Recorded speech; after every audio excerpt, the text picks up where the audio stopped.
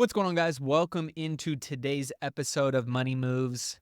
Mr. Breedwell is out in Europe having all kinds of fun, so I decided to take a solo episode today, but I didn't really feel like doing this episode all by myself. I figured I would bring in one of the smartest people I know, my co-host, Mrs. What's up, Evie? How are you doing today? Good. Are you going to help me deliver a great podcast? Yeah. Today, Evie is in the office with me, and her and Ella are in the other room. We are all about getting them in, as you guys hear on the show all the time, getting in the right conversations, the right environments, because that's how we grow into learning and becoming those amazing things. So she's been working on some math equations today because we're learning some money. We're learning some math. How'd it go today? Good. I'm going to finish up this podcast episode while you finish up some of your homework with Ella. Sound good? All right, will you close the door behind you? So that is my middle, Miss Evelyn Claire, and she's always excited to learn and see what it is that I'm doing. And let's just say she is the boss of the crew. She knows how to tell everybody and direct everybody on what to do. And today she told me that I got to give a great episode since we know Mr. Ryan Breedwell always delivers the heat. So just wanted to welcome you guys into the show. I'll be rocking solo today. We got some updates. I mean, there's never a shortage of news right now when it comes to what's going on in politics, the policy, obviously, some of it that significantly can impact you, your wealth building going forward. We got some economic news that we'll be digging in on, as well as some updates with the Federal Reserve and them kind of showing their cards a little bit of what we can expect on some rate cuts. We've got some interesting discussions revolving around crypto right now as we lead up to November. And we've got some updates on the single-family real estate market as well as some commercial. So without further ado, I figure we jump right in. Again, if you guys want to check out all the links and the show notes, be sure to head over to millionairemindcast.com. Got a lot of great stuff in the store for you guys as well, with planners, calculators, trackers, all kinds of cool stuff. If you enjoy the show, all I ask, take 60 seconds, leave a review. It's how you continue to support us and get this message out to more people. Man, what a wild week it has been. I have kind of been glued a little bit to, the threads going on around Joe Biden conveniently getting COVID a few hours after he said he would potentially drop out of the race and then go into hiding for 4 or 5 days and ultimately end up becoming or relinquishing his spot to run in the primaries on the Democratic ticket. And now Kamala Harris is what seems to be, from the delegates pledging to her to become the new primary candidate. They've already taken all of the necessary means to remove Joe Biden.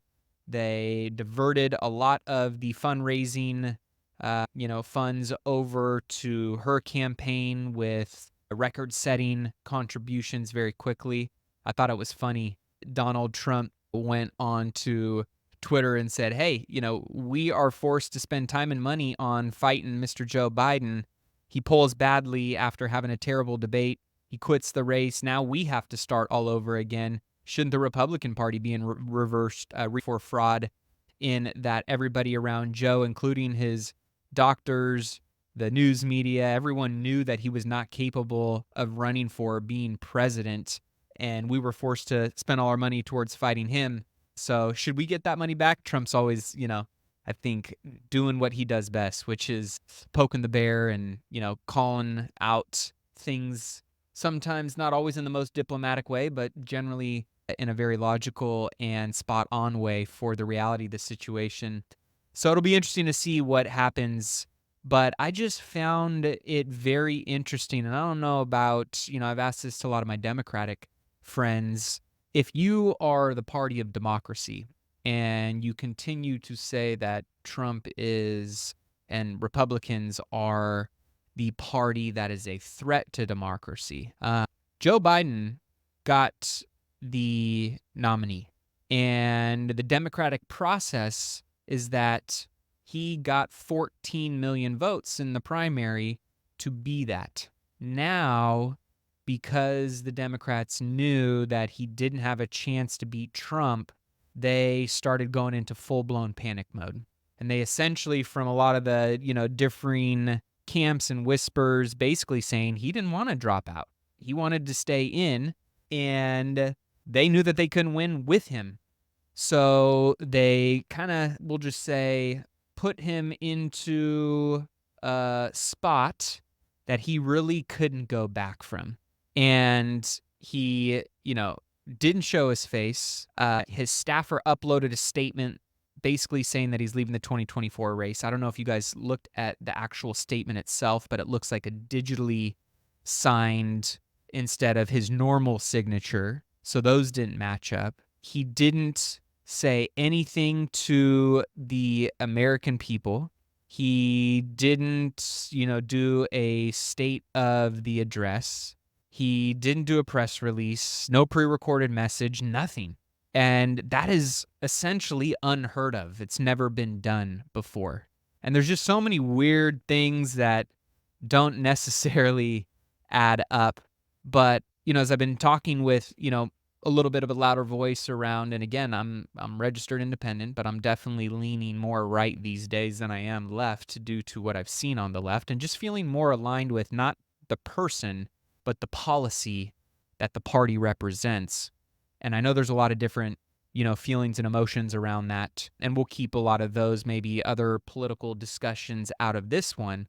But just talking about being an entrepreneur and a business owner, an investor, someone that pays a lot of taxes, and, somebody that cares about, people being able to have free and fair markets without government intervention or overreach. One party is much more aligned with that than the other. And then I would also just say, based on a lot of my other beliefs, that I am majority-wise, not all, but more aligned with what I'm seeing on the right. And, somebody said to me the other day, are you afraid of losing friends over your conservative values? And I'm like, well, I'm not the most conservative person if you see how I lead and live my life. But at the end of the day, right, I want everybody to have the means and the ability to do what they want and how to live their lives without overreach and, people treading on other individuals to get what it is that they want or they feel is, entitled to them. And my response to that was, no, I'm afraid of, telling my children that I stayed silent while other people were doing things blatantly now out in public and in policy that, in my opinion, is destroying many fabrics and foundations that America was built on. And so we can see a lot of this playing out right now in front of us in the media. It's getting pretty wild. But, the party of democracy to basically not give it back to the people and say, hey, who do you guys want now that Joe is out to step into his place? They have essentially endorsed and elected through all of the now delegates pledging to her that she is going to be on the primary ticket. Who she's going to pick, whether it's Shapiro or it's Whitmer or, God forbid, it's Newsom or Clinton. There's all kinds of scary names being thrown out there, but I just can't imagine who is going to, run alongside her, being a quality candidate that is America first. But for them to replace him without him even showing his face to explain himself to the American people, flat out wild. None of this is normal, guys. And anybody that's trying to act like this is normal, I mean, you can go and look up what a coup is. And while we're not talking about, machine guns and machetes kind of coup, there's a lot of other white collar coups that can be done that unfortunately all sides of the aisle are very familiar and tactically strategic, with if they needed to. So just wild. I figured I would address that right out of the gate. Something just crazy, but I just find it amazing that the most popular ticket in American history, Mr. Joe Biden, is stepping down for someone new months before the next election. Like, how do you go from being the most popular person and stating that you're one of the best presidents in history, which I think we can all argue the complete opposite of, and now all of a sudden 4 months later the most popular person in history, when you get more votes than any other ticket in the history of America, it would be kind of hard to, you know, imagine starting over 4 years later, let alone 3.5 months before the primaries. If only there was some logical explanation as to how that's even possible, because obviously it was, according to them, the safest election in history. And, this is something that makes a lot of sense. So just take it for what it is and what they tell you it is, and let's move on. CrowdStrike, that was a big one. Very interesting timing and coincidence around that. And, seeing that there were millions of computer outages across the globe and impacting banks and airlines and day-to-day normal operations, the grid. Pretty scary. Saw Elon Musk get on and tweet about that, basically stating, hey, we give more, dollars to our military and to fighting physical wars, but we're lacking a lot of infrastructure and, monetary support for the critical infrastructure in the cyber and IT space that is equally, if not more important right now, based on some of the wars that we're fighting, which is not hand-to-hand combat anymore. It's a lot of proxy and, cyber wars and energy wars. So just some wild times there, but you see a lot of politicians trading a lot of those stocks that are aligned with those things. But again, I am just still, of the sentiment that, the candidates that are, really focused on reducing the size of government, handing back, power to the states and to the people, protecting the citizens from, these unelected bureaucrats and these big 3-letter agencies and America first, America first, America first. That sounds more aligned to me than what I'm seeing on the other side. And my business, my investments, my relationships, I feel all, align and share in those similar sentiments. So I'm just curious where the other sides are and, what their thinking is, because I'm always open to learning and hearing how it makes sense. But you also know that you're not always going to align with people, and that's okay too. But I thought on the rabbit hole on Twitter, when they made this post, I thought it was just very telling of how amazing America is and how, again, this is the land of the free and that we need to protect, that. And the median U.S. household income by selected ethnic groups. And this was based back in 2008. So this is a while back, but this was a U.S. Census Bureau of the median U.S. household income by ethnic group.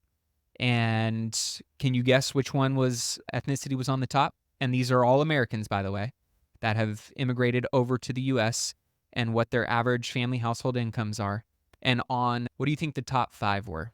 Well, here's one ethnicity I can tell you wasn't in the top 5. It was white Americans. White Americans were 10th on the list at an average household income of $65,000. So the land of the white, free, privileged individuals, and that narrative is not always going to align with the reality that they're not even in the top 5. Now, the top 5 ethnicities for household income in the U.S., most successful people in the United States, are from minority groups. Number 1, Indian. Number 2, Taiwanese. Number 3, Chinese. Number 4, Japanese. And number 5, Pakistani. And that was the top 5 on the list. Now, the next 5 is Filipino, Indonesian, Korean, Cambodian, Hmong, and then from there it goes Vietnamese, white, black, and the list continues to go on. But I just, I'm reminded that, man, this melting pot, the beauty of our diversity and all of the things that make us so different, make us so strong at the same time. And so, the land of the free and the home of the brave has created so much financial abundance for anybody and everybody that wants to come over here. And we got to continue to make that, a priority for anyone and everyone. So as we shift over towards the average net worth by age decade in the U.S., this is per a study of Empower. thought this was kind of cool to see, just to give you an idea of where you think you fall on this list, to give you an idea based on the average net worth by age decade. Are you behind? Are you right on par, or are you ahead? And this is just more of a check-in for many of you, because I know all of you are out there making investment decisions, building, financial skills, creating relationships, partnerships, pursuing opportunities to continue to create more abundance, financial freedom, security in your life. And 20s, the average net worth for those in their 20s is $104,000. The average net worth for those in their 30s, $292,000. The average net worth for those in their 40s, $740,000. The average net worth for those in their 50s, $1.345 million. 60s, $1.654 million. 70s, $1.6 million. And 80s, $1.2 million. So really, nothing over $1.7 million here. And if you are over that number, you are well on your way to being above the average for all age demographics. And according to the retirement plan provider Fidelity Investments, they noted that people should have the equivalent of 10 times their income. So whatever you're making by the age of 67, whatever your average income is by the age of 67, that you should have 10 times that. So if you're making 10 grand a month, then you should have 10 times that equivalent set aside by the age of 67 to have a comfortable retirement. I don't know about you, but that feels a little thin to me. But again, it all depends on your lifestyle, your living expenses, how you're moving. But that being said, I think, this is just good to always kind of check in. I always like to see, what other people are doing, where they're at in relation to where I'm at and what my goals are. But let's just be honest. A lot of what I focus on doesn't really have to do with other people. It has to do with having a clear target in mind or clear milestone in mind. What do I want to achieve? By when? What's my plan for getting there? And then by being in the game of execution, constantly checking in, making tweaks, pivots, adapting along the way to ensure that I'm moving the needle forward on those goals. And as I hit those key milestones, recalibrating those and moving them out a little bit further. Set something big, though. Set something big. Set something audacious. Set something bold. Because there are so many people that want you to just set realistic, basic things that ultimately are going to trick you into playing small. And I know that by going big, there's a balance here, though, right? You don't want to go so big that it's egregious. You don't actually have a plan for it. It's not realistic, and it's not something that you can actually achieve in that time frame. You're not going to set yourself up with a smart goal that actually sets you up for success. Whereas if you set a big goal, but you got a good game plan, and you go out and you execute on that game plan, and it is something that's realistic and attainable and time-bound, and you can get in the trenches and you can really work towards that, you're going to learn a lot, and you're either going to hit that goal, maybe you're going to come up a little bit short, maybe you're going to come up half of that way. But as you hit those key milestones, you're going to learn a lot about yourself. You're going to make different tweaks and adjustments based on the next goal that you set, based on whatever milestone you're going towards. And you're going to start to evolve and get much better at your goal setting and your goal planning. I was just on a podcast earlier today, and somebody was asking me, man, you own all these, hotels and commercial real estate investments. Did you ever think you would be there when you first got started? And I said, well, no, I honestly didn't. You would have told me I'd own hotels and strip centers and medical office buildings, by the time I'm 36 years old, that, I would have said, hey, that sounds amazing. I'd be stoked if I was. But no, I didn't envision that. But what I did envision was big goals that were tied to big income milestones, which were tied to net worth growth. And as I continued to have really good roadmaps for getting there, as I hit those milestones and I reflected and I adapted and I had counsel with certain people and I got reflections from them and I got input and wisdom from other people and I got to see how others were moving in their own journeys as well, I was able to start accumulating a lot of that information, a lot of that wisdom, a lot of those learning lessons, taking my own failures, other people's failures. And just by being in the conversation and having a clear destination that I was always moving towards, you start to magnetize and pick up all the things that you need and implement them into your own plan. And you start to shed the things that you don't need, that don't longer serve you. And it allows you to keep moving up the rung of the ladder towards the levels and the areas that you're really trying to pursue over time. And so the person that is in their 20s right now, let's say at an average net worth of 100,000, that wants to be at, $1 million, there are plans and roadmaps and people that are on that same path and journey as you are, that if you can get around them, it's going to significantly accelerate you getting to those key milestones. So I always just like to think about, who am I surrounding myself with based on my business goals, based on my health goals, based on my wealth goals, right? What environments am I putting myself in? What podcasts am I listening to? Who am I allowing to influence me? And, if you can continue to be hyper aware on your way to the next key milestone in whatever category it is that you're looking to unlock, you're going to get sharper and you're going to get more dangerous and you're going to get more purposeful and intentional as you continue to go forward. And so just keep making sure that you move that goalpost. I think I hear a lot of people talking about, the goalpost is always moving. Every time you score a touchdown, you move the goalpost, and they talk about it like it's a bad thing.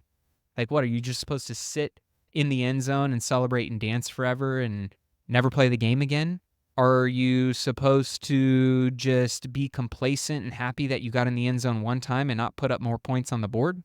Like, of course the goalpost is going to move. Of course a hiker who loves hiking mountains and getting to the top of the mountain is going to want to go find the next mountain to summit. They're not going to want to just sit at the top of the mountain and enjoy the view forever and enjoy all the hard work. No, like, we are built and designed to go and create and build and do amazing things and innovate and evolve and grow and expand. And that is why I love the game of wealth building. Is one, it's a game. And I like playing games and I like winning games and I like being great at things. But I also like that by playing the game, who I become and who I can impact as a result when I win the game or when I hit key milestones in that game. And so thinking about the games you're playing in your life right now, whether it's in business, whether it's in your marriage, whether it's in your health, whether it's in your bank account, your investments, be intentional about playing the game the best that you can right now, the one that you're currently at, but also have your head up and looking towards the next level of that game and thinking about how you're going to get to play that one at a higher level, how you can get there faster, how you can be more dangerous and weaponized and intentional when you get to that level, and use the present moment as an opportunity to learn and grow, but also use the future to pull you up to becoming a better version of yourself and challenging yourself in so many different ways. Now, this week was wild, by checking out some of the Federal Reserve notes, basically stating that they're for sure going to do one interest rate cut in September. It looks like, based on a new Reuters poll, that we're going to see interest rate cuts potentially 2 or 3 times this year, as resilient U.S. consumer demand warrants a cautious approach to this. We also got great reports that because inflation dropped, this was the very first time we saw inflation pull back since 2020, deflation. And that is something that obviously the Fed wants to see. And we are hopefully going to see some rate cuts ease because of that. However, there's some challenges that come along with that could obviously send the housing market back into a complete tear upwards. We saw some big data come out, though, this week, that existing home sales fell in June as the median sales price climbed to the highest price ever recorded for the second consecutive month. This is according to the National Association of Realtors, and according to the Chief Economic Officer, Lawrence Yun, who's always got just good data. If you guys ever want to track him on National Association of Realtors handle or his own handle on Twitter, he always puts out some good, economic analysis around the single family housing market, and they do a lot of commercial stuff as well. But he said even as the median home price reached a new record high, further large accelerations are unlikely. Supply and demand dynamics are nearing a balanced market condition. The month's supply of inventory reached its highest level in more than 4 years. So we have seen more inventory come in. We've seen the demand with existing home sales fall in June, even though we still are seeing home prices climb. So it's fucking tough to make out exactly what all of this means and how it impacts you. But what I can say, if you are a long-term investor, if you're a long-term homeowner, if you're somebody that looks at real estate as not just a wealth building vehicle, but let's just call it at a bare minimum, a safe bond investment, that if you park your money there and you service that investment, over time, it's going to have modest and historically what we've seen recently, right? Aggressive growth and appreciation. It's a good place to park your money. It's a good place to park your money and know that it's going to be safe. It's a tangible asset that, if you're in this for the long haul, what you invest today is most likely going to be a lot more tomorrow and in the future than when you first started. And so single family real estate is just something that you see a lot of these big hedge funds, you see a lot of investors still betting on it big because it's a necessity. Shelter is never going to go away.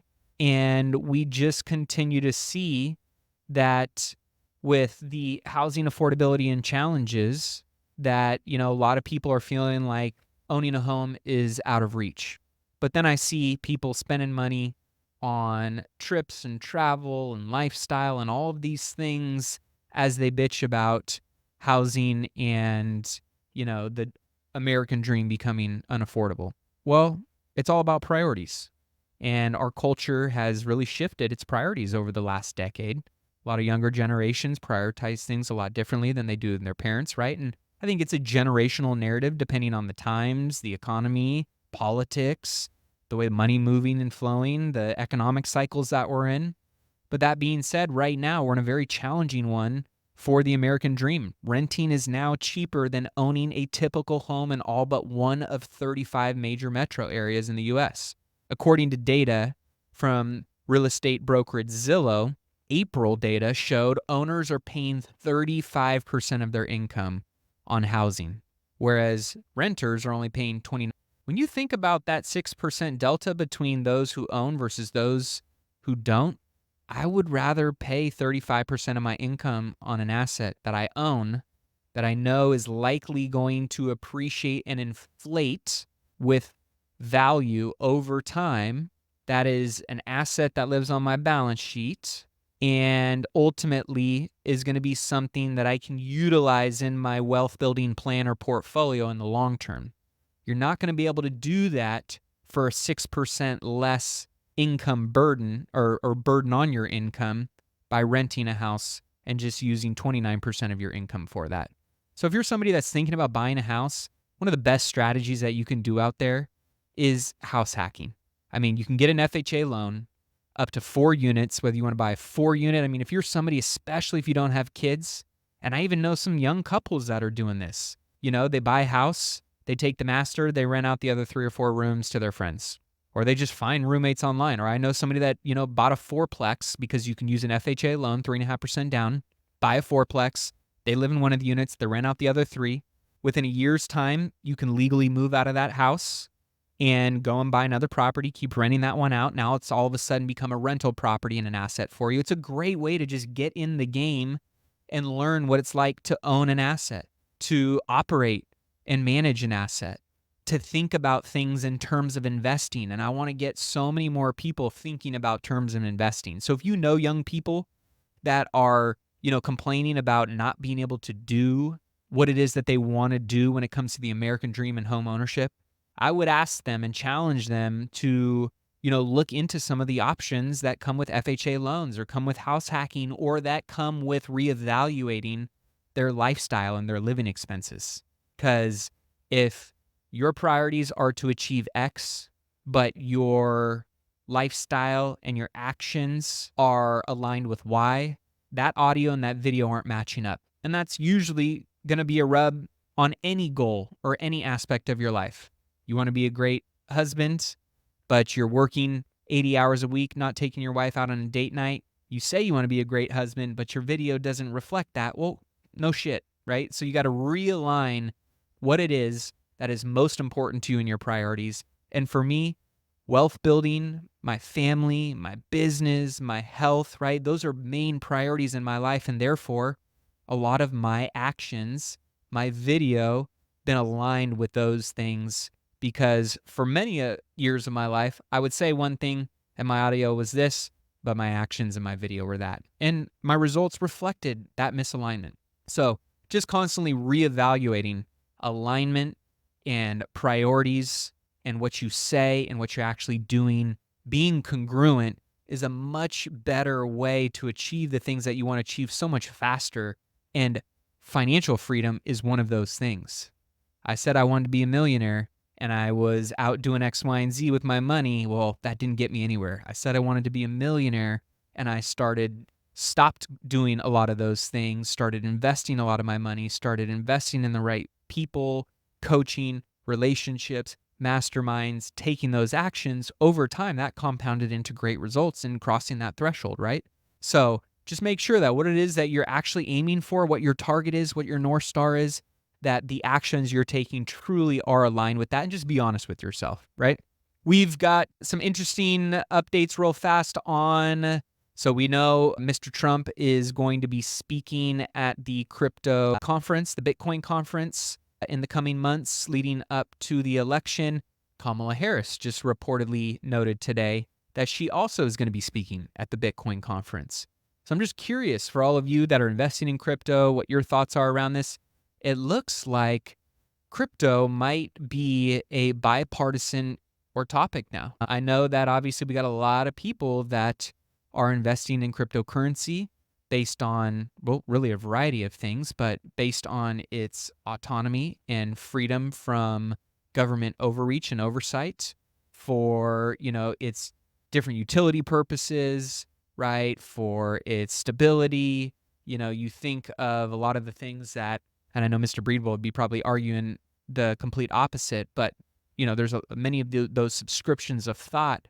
And it seems like a lot of the presidential candidates are on that same wavelength and know that it's an important topic and discussion, one, leading up to it, the presidential election, but that it is also an important discussion going forward for many years to come. Let's see here. Last few early delinquencies on credit cards have surpassed pre-pandemic levels for those on the lowest incomes. I hear a lot of wealthy people saying, hey, times are good, making money, things are slowing down, and they're navigating different challenges right now.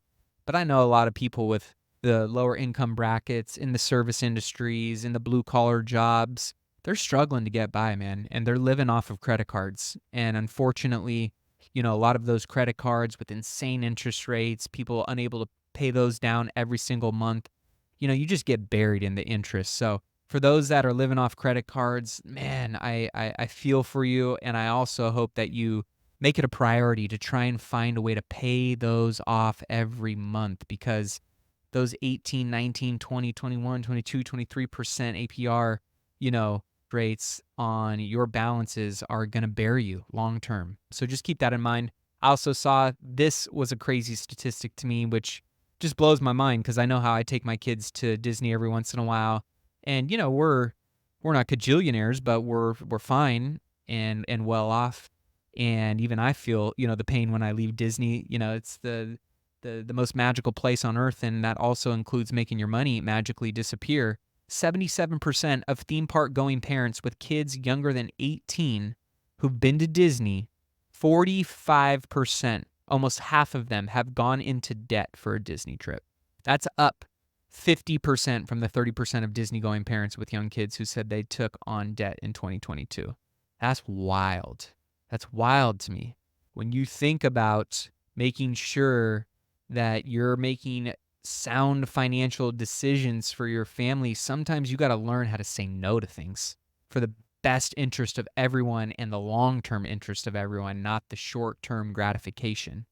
And as hard as that is, man, there were so many things that I went without early in my life, so many things that I went without early in my entrepreneurial journey that I wanted so bad. And of course, I could have put it on a credit card, but you got to make sacrifices for the greater good. And this is one example of that. So just wild to see that. Last, 46% of Gen Z adults rely on financial assistance from their parents and families. This is per Bank of America. Almost half of Gen Z adults are relying on their mom and their dad in some way for financial assistance to get by every month. So what point am I trying to make here? My point is, now more than ever, you need to exercise not only financial discipline based on what you know and are capable of today, but now more than ever, especially with how volatile and crazy the world is, our economy is, the US is, the changing of things so rapidly. This ain't going to slow down, guys. The opportunities are going to get more insane and more wild, but so are the downfalls. And that is going to require you to continue to elevate your financial skill sets, your financial relationships, your financial management, your financial literacy.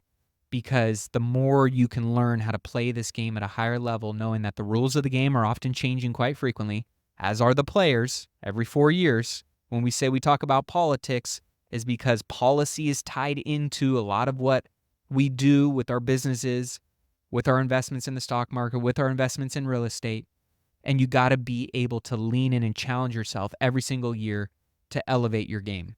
So that's my call to action for everybody listening today, right? Is to know that this world is not going to get easier to win and to navigate in. It's going to be more challenging, but the people who are continuously leaning in and making this game and taking on this game with the mindset that nobody's here to save me. I got to figure out a way to make this work. I got to figure out a way to achieve my goals. And you can do that by understanding the financial tools you need to put on your tool belt based on which ones might be there and which ones might be missing. Continue to play that game with us by tuning in each and every week and joining in on the show. We appreciate you guys. Thank you so much for tuning in today. We covered a little variety of different topics. Obviously, some news, some real estate updates, some Fed updates, and some net worth updates based on where you're at. So if you guys want to take advantage of the free financial x-ray that Ryan and his amazing team do for people every single week, this is something that, I know we put out there a lot, but this is an extremely valuable piece for anybody that really is looking to understand how financial planners, and I just kind of, didn't give it a lot of thought until I met Ryan, and he actually went through my financial plan and did an x-ray for me based on my other financial planner. I was being overfeed. I really wasn't allocated based on my level of risk tolerance and the goals that I wanted to achieve and when I wanted to get there by.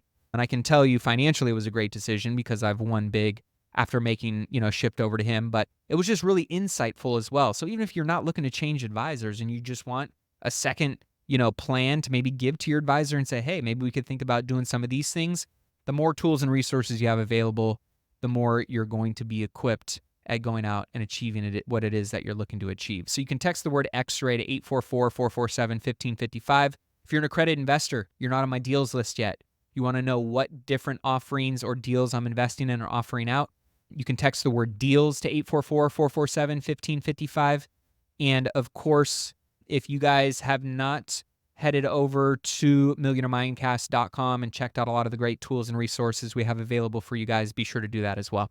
If you enjoyed the show, shoot it out, leave a review, tag me on social media at official Matty A, putting out a lot more content online to try and add more value to you guys. I want to connect with you guys. Love hearing all the people that reach out on social and say that you enjoyed this or that on the show or something that we put out.